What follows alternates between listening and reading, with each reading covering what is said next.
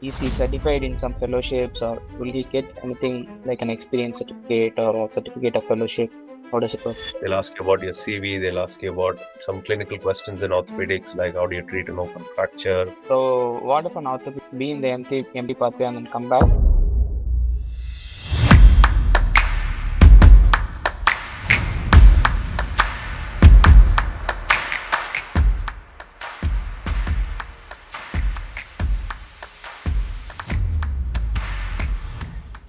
How do you start getting into MTA? How do you get Yeah, so and how to start applying? yeah, so for MTA pathway, there are few things that you need to get ready. One is obviously a CV. You don't need glamorous CVs. All they expect is you know what your CV is about. There is a part in your interview where they go through your CV and they ask questions about it, and they expect you to know about your CV. We During our post graduation, we will have some podium paper presentations. It would help if you have a publication. I don't think it is necessary, but it would help. Most of the time, what we lack in our CV is something called as a clinical audit. It is sort of a big thing here in the UK.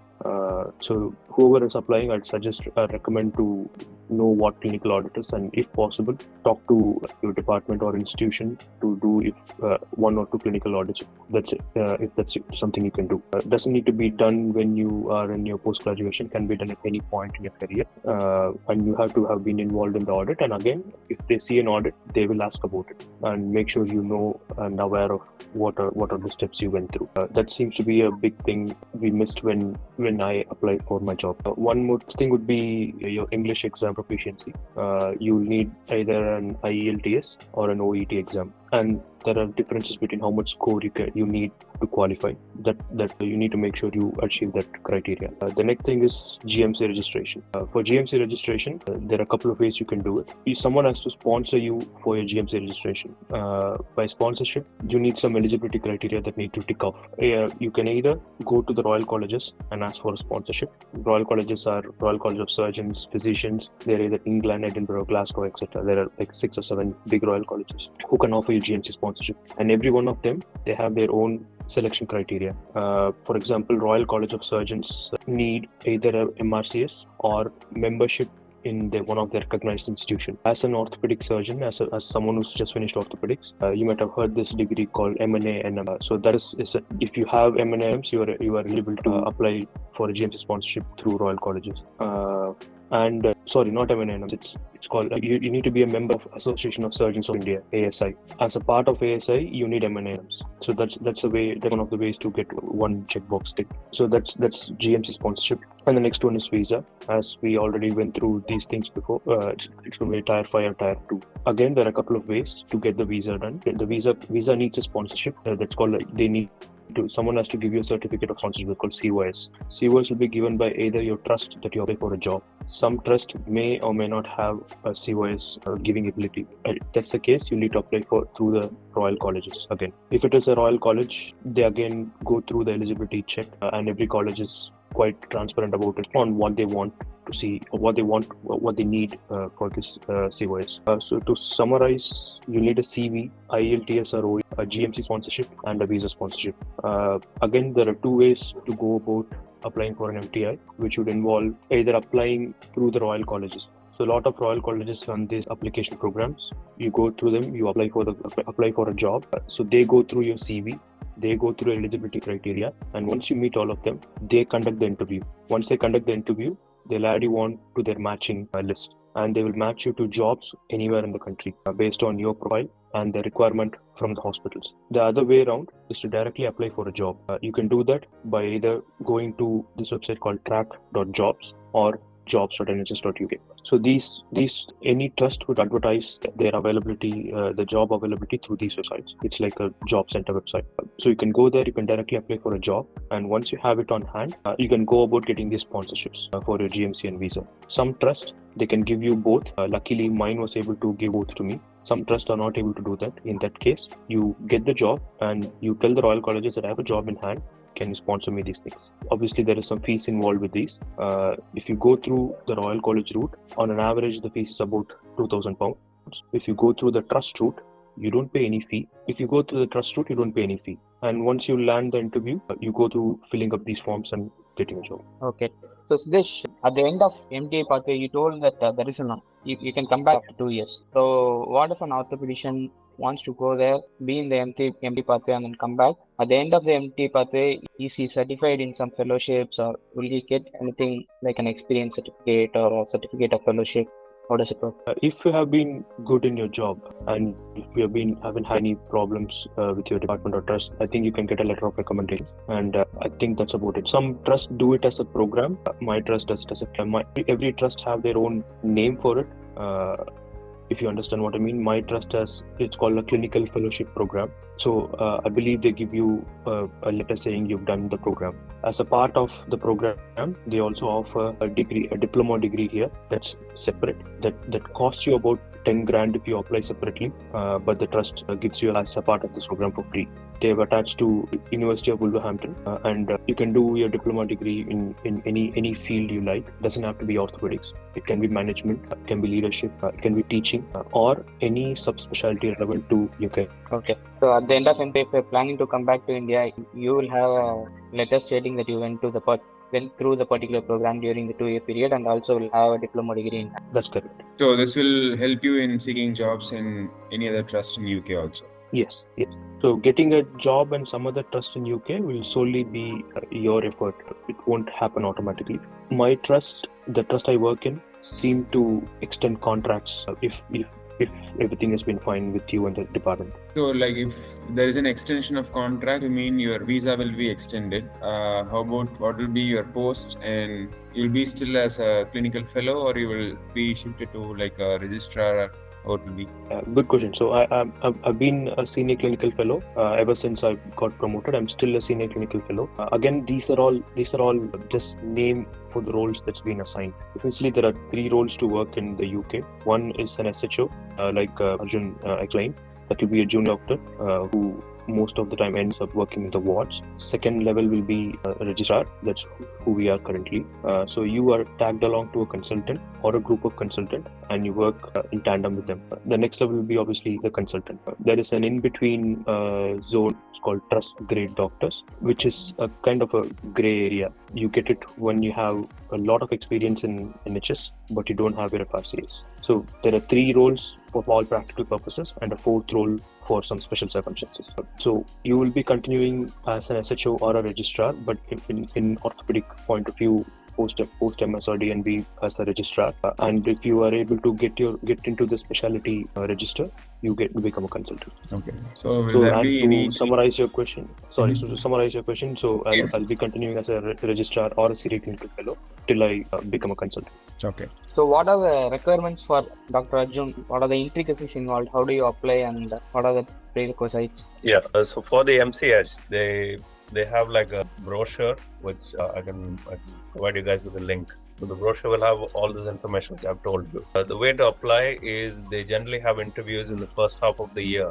Sometimes they do it between November and February. The good thing about MCH team is that they come to India to do face-to-face interviews, except during the COVID time. So they come to, I think, Delhi and Bangalore, just have 2 centers in the country. Your first step will be to email, there's an email ID on the brochure. You email them saying, I'm interested in your program. And they'll ask you to send a CV. And they look at your CV, shortlist you based on the CV, seeing if you have orthopedic experience or not. Most people who apply will have an MS or a DMV. So you'll be selected for the interview. And they'll give you a date and a time, come to Bangalore on this date, something like that. Then when you go for the interview, very few people actually clear the English exam before they come for the interview. And if you've already cleared the English exam, then that's sort of a bigger bonus, but it's not essential for you to have done it.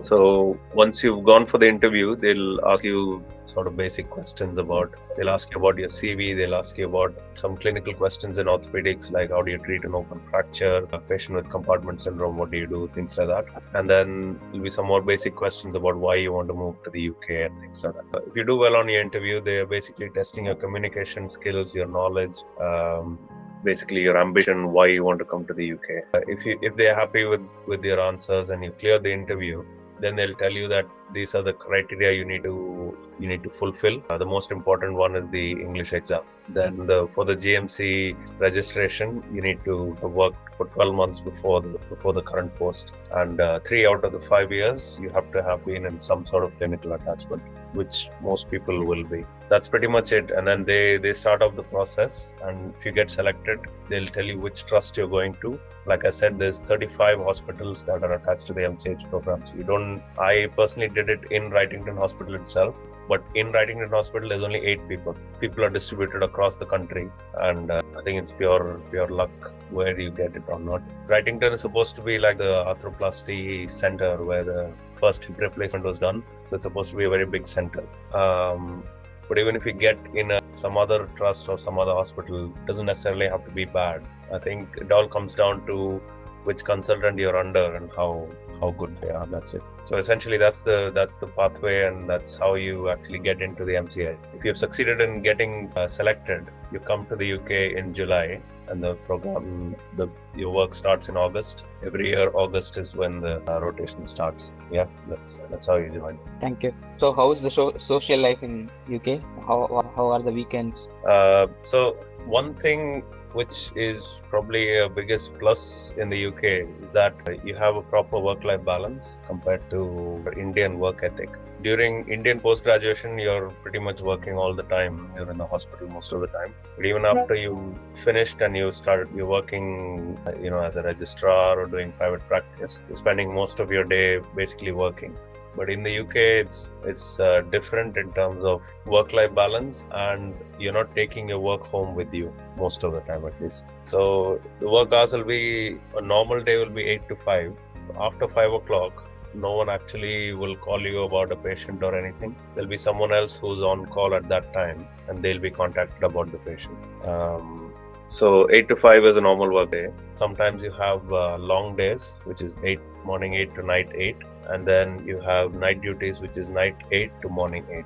With the night duties, what happens is if you've done the night, you get a compulsory day off. So usually you get 3 nights in a row, and then you get 3 days off after that. If you work the weekends, if you work a long day during the weekend, then you get a day off. So usually they'll put it as earlier Friday off, and then the next few days off, something like that. So they give you compulsory days off if you work for the weekend, and also if you do nights. So overall, your standard work week will be 40 hours or 48 hours. So certain contracts will say 48 hours has been agreed upon between the candidate and the hospital.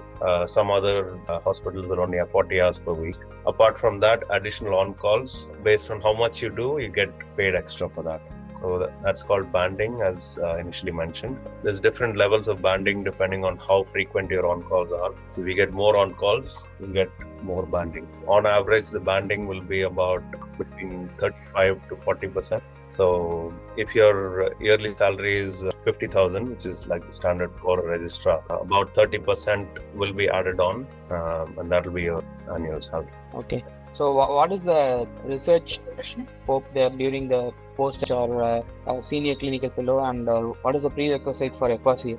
Is it mandatory to do research to complete your FRCS, or? So I'll tell you about the research opportunities during MCH, and Sid can tell you about the FRCS criteria. So during MCH, it's basically 50% research and 50% clinical work. So from the university point of view, they will give you the required training modules for clinical research. So it's the statistics and how to critically appraise literature, things like that. So all of that, you do it, and then you end up doing a piece of clinical research, which you submit as a dissertation at the end. So that is one guaranteed publication that you have at the end of the MCH. And if you're clever enough, you can do a couple of more researches while you're doing the MCH.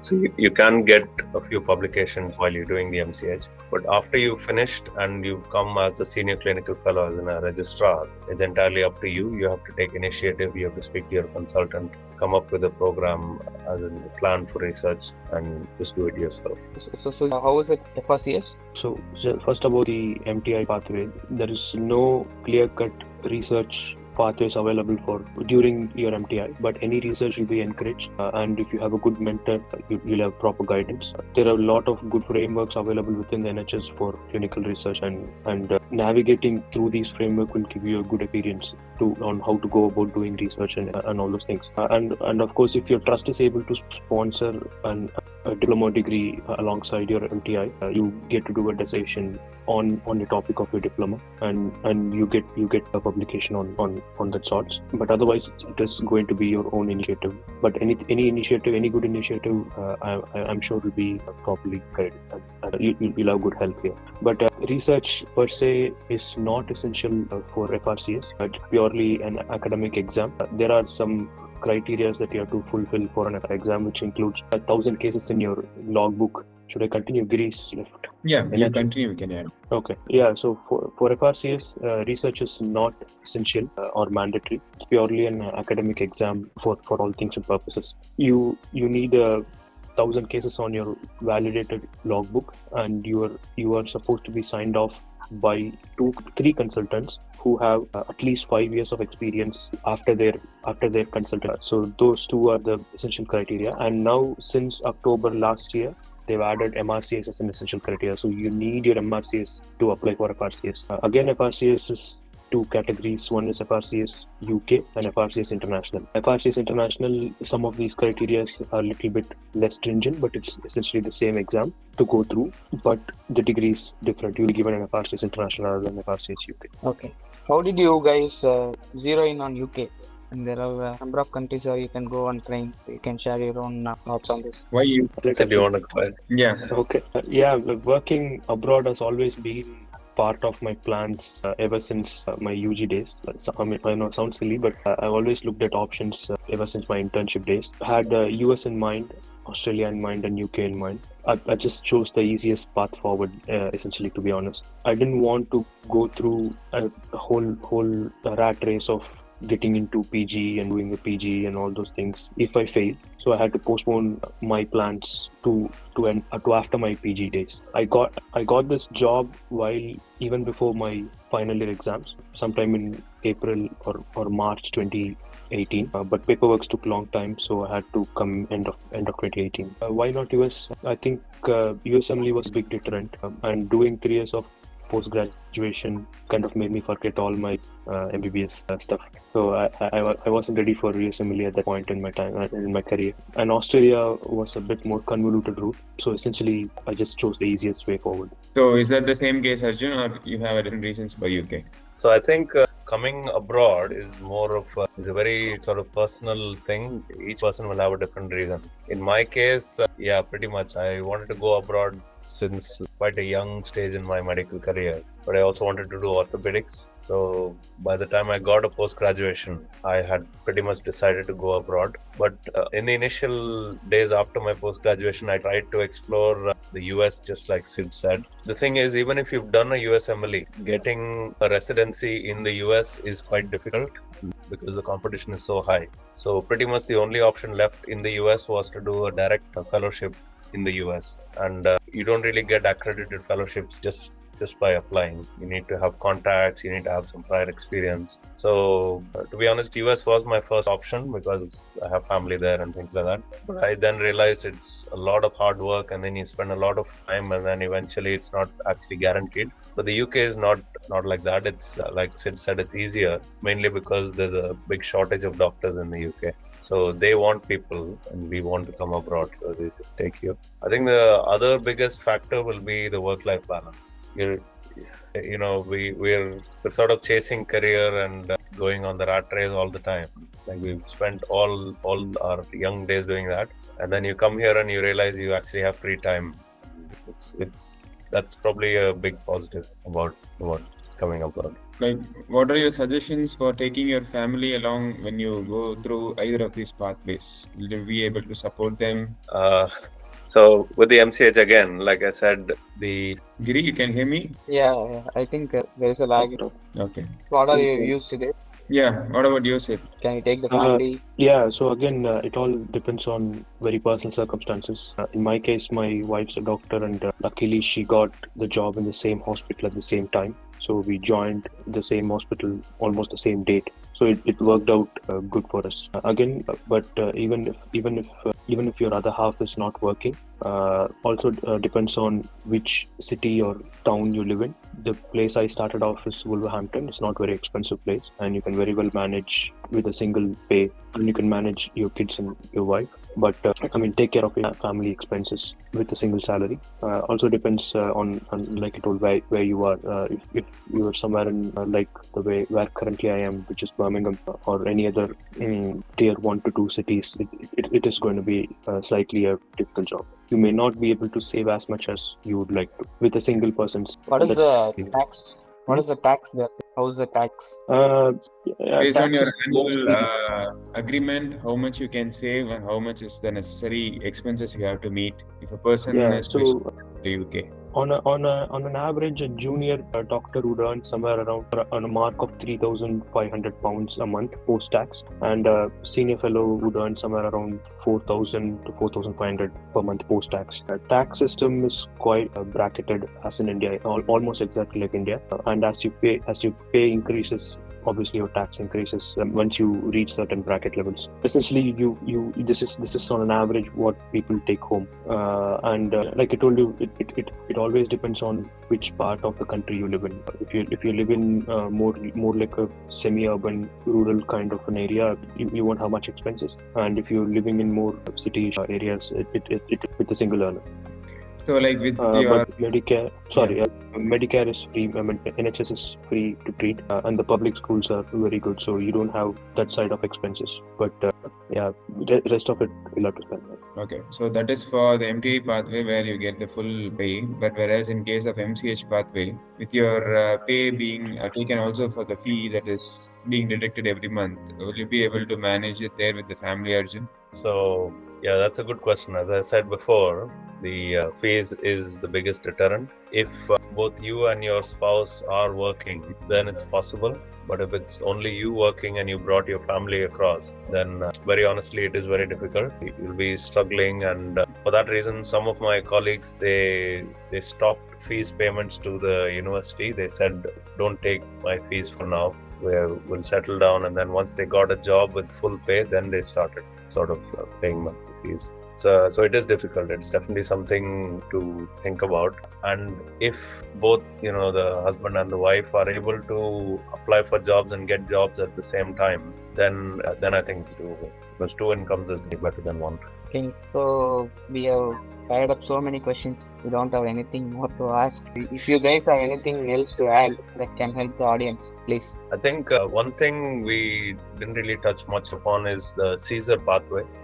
So to become a consultant in the UK, like I said before, the main pathway is to take up training. You do surgical training, specialty surgical training, do the FRCS, and then get CCT. So a parallel pathway to CCT is called Caesar, CESR. So it's basically another pathway to get your name onto the specialist register of GMC. If you get your name on the specialist register of GMC, you're a consultant. That's basically how it works. So within Caesar, there's 2 pathways. One is, I think it's called Caesar CP, and then just Caesar. So the Caesar CP basically means someone who has some orthopedic experience, but they are a bit early in their career. So someone like, us, or someone who's finished their post-graduation recently and they have less than 5 years of orthopedic experience. That pathway basically means you come to the UK, you work as a registrar and take 6 years to collect all the experience that you need, and also provide evidence that you have gained this experience in the form of surgical experience. So you have a logbook. Audits, like Sid was mentioning, is similar to research, but like a small project. You need to have a publication. There's a few criteria inside the Caesar pathway. So you have to tick all those boxes. Once you've done all of that, you then have to also have finished your FRCS. All of this evidence, you submit your application for Caesar pathway, and then although the success rate is sort of 50-50, if you get approved by Royal College and the GMC, then you can become a consultant through the Caesar CP pathway. The other one is a pure Caesar pathway where let's say you have like 20 years of experience in orthopedics abroad. Using that, you just apply to the GMC and Royal College and then try to get a specialist register entry. That is usually more difficult and very rare for people to actually get through that. But the one I told you before is probably the main pathway, which that's basically the pathway that I am doing and also Sid is currently on. So like even then you need the FRCS if you are going through the classic Caesar pathway. Yeah. The other important thing is there's two FRCS, international and UK. To get the Caesar approved, it's best to do the UK FRCS. So I've seen some consultants here having 2-3 FRCs from various universities, I guess. So what is it? How is it significant, and what does it No, actually? so in those days, up to about I think 1995, there was no MRCS. It used to be just FRCS. So that one they used to have separate ones for different universities. So if it's someone who's qualified before, they'll have just the FRCS. There won't be any. There was no MRCS at that time. Some other people, they may have done a general surgery FRCS and a trauma and orthopedics FRCS, which is also not uncommon. Some people used to do dual specialization, but nowadays it's just the FRCS, trauma and orthopedics. So anything Sid, to you add? want to add something? No, I think we've pretty much covered all the things we set out to. Okay.